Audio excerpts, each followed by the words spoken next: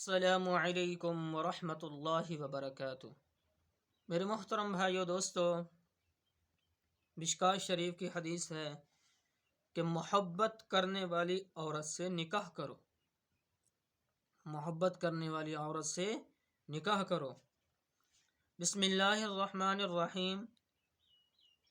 وعن معقل بن یسار قال قال رسول اللہ صلی اللہ علیہ وسلم، کہ فرمایا نبی کریم صلی اللہ علیہ وسلم نے، تزوج الودود الولودا، آپ نے فرمایا شادی کرو ایسی عورت سے جو اپنے خاوند سے محبت کرنے والی ہو اور زیادہ بچے جننے والی ہو۔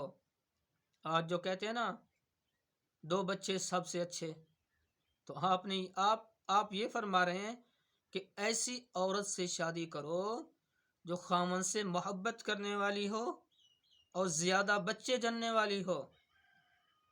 آج اللہ معاف کرے ایسی بھی عورتیں ہیں جو اپنے خاوندوں کو ٹکا کے ان کی پٹائی کرتی ہیں۔ میں نے ایک سنا کسی سے کہ ایک عورت ہے، ملتان میں رہتی ہے، اور وہ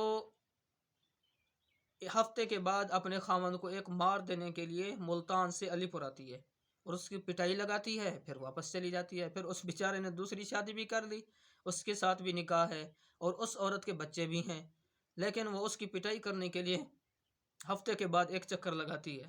یہ ایسی بھی عورتیں ہیں، اللہ معاف کرے، توبہ، اللہ معاف کرے، ایسی بھی عورتیں ہیں۔